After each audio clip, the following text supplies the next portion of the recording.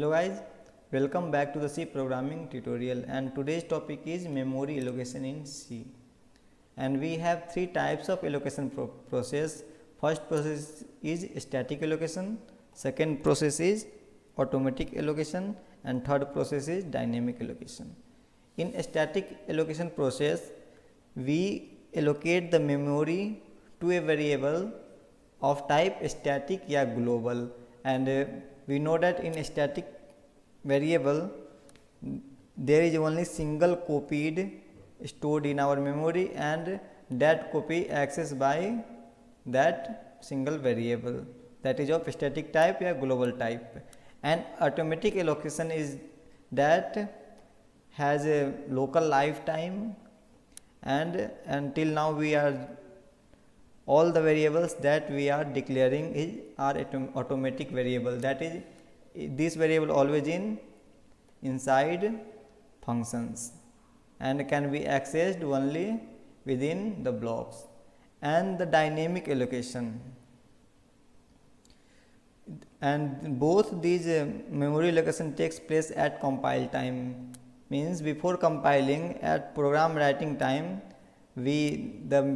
all the variables that we declared has been stored. But in dynamic allocation our memory allocation takes place at runtime, and today we will discuss this dynamic allocation in detail and all the methods associated with it.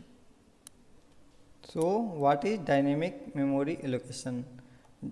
The process of allocating variable during runtime is called dynamic memory allocation. And why is it required? Suppose we are declaring a variable of integer type and an array of size 100, and suppose size 100, it means that we have already stored memory, means we have already taken the memory in our storage system of size 200 bytes. One block contains of one block is of 2 bytes, so 100 is of 200 bytes. But suppose we have to store only 10 elements, then the another remaining 90 spaces are garbage that are not used, and we have occupied that place. So this is not an efficient way to doing this. So why not we declare an array at runtime? Whenever we need it, we just allocate a memory. And in dynamic memory allocation takes place in heap area. And in C we have so many functions to allocate memory dynamically, and that we will discuss.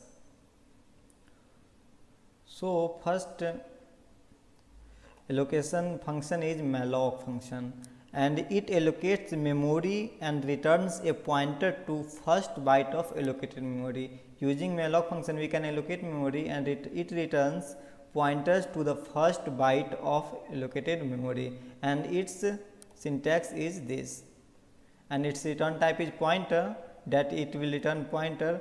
And here we need to typecast in which type we want to store take the memory. And here Malloc, this is a function, and here byte size, how many bytes we want to store. Suppose we want to store an array, then here we will give the byte size of whole array. And here suppose I want to take the data of type integer, so here I will write integer. And next function that we have is Calloc, and all things are same in Malloc and Calloc, but in Calloc we do only one thing, that we put here n number of spaces, and the same byte size is same, and here our function will Calloc. And the only one difference in Malloc and Calloc is that Calloc allocates a space for an array of elements and initialize them to 0. Calloc initialize all the allocated space to 0, but Malloc initialize with the garbage value. That is the basic difference between Malloc and Calloc. and another function we have is free. Using this function free, suppose we have pointer, this is a syntax. Using this we can free the allocated memory, and to be a good programmer we must ensure that the memory that we have been used to be freed, and at last we need to free the allocated memory, and the last function that we have is realloc.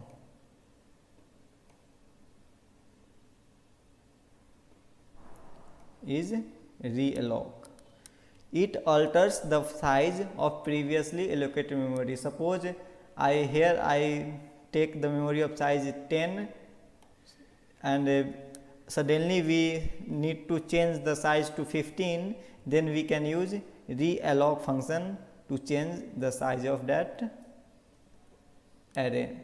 So now today we will see another example how can we allocate memory in Turbo C++. So coming to the Turbo C++. Now, and one thing that malloc, calloc, free and reloc is defined in stdlib.h in these functions. So first of all, start the main function,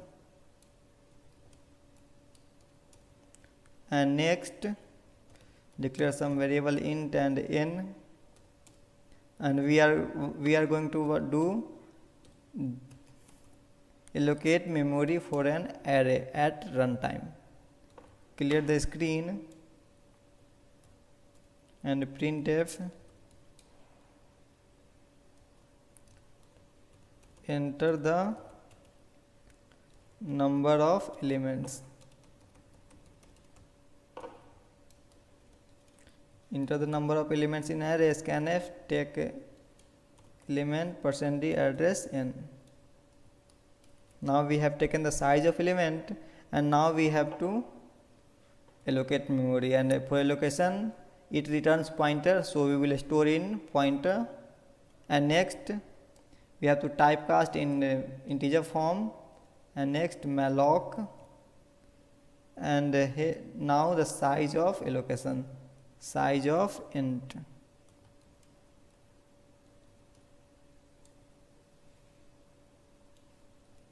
Now we have allocated memory, and we will check if our allocation is successful or not. If array is equal to null means failed, then here print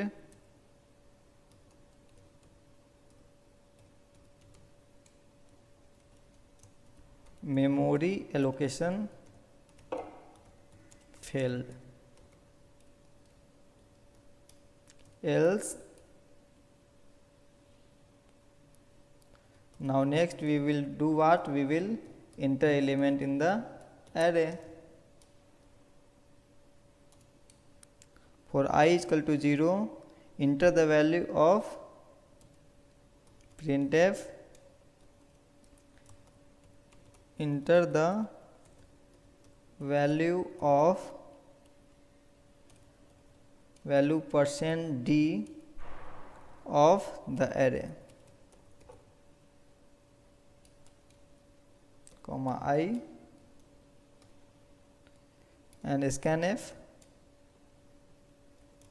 %d comma address ar, and store in I, same as we do in case of array.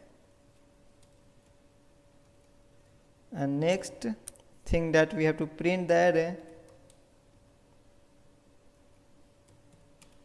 element in array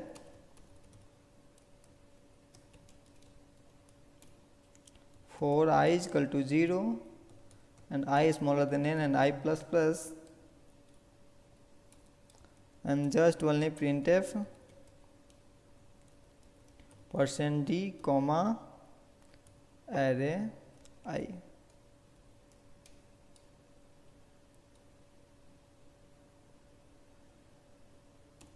Now get ch we have done here. Now let us see once again. Here we have declared a pointer to an integer, and note here we don't declare any array. and in this line we declared dynamically declared array using malloc functions.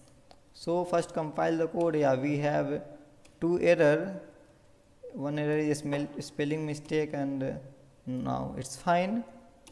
Then compile the code, enter the number of elements, and note that we can give any number of to the elements. Suppose we are giving 5, enter value to the 0, 1, 2, 3 and 4 and 5. Elements in array as 1, 2, 3, 4 and 5. Here we don't have changed the line. Now it will give a find result. So 1, 2, 1, 3, 1, 4, 1, 5, and elements in the array are this. And why this is wrong? Because here unfortunately I put single quote sign. So anyway it's fine, it's giving find result, and this is how we can allocate memory. And at last, one thing that we need to do is to free for what? Pointer. So we have freed the array using free operation, and it means that the memory that we have used has been freed. If we will not use this, then that heap area will be occupied by this, and once more, and the time will come when we don't have sufficient storage amount in our storage system, because this is not automatically deleted. We have to delete these all spaces that we dynamically stored. So this is the concept of memory allocation in C, and this completes our pointer. And in next lecture we will start another topic, that is user defined data type, which is the most important part. So guys, thank you for watching this video, and if you like, then please share and subscribe. Thank you.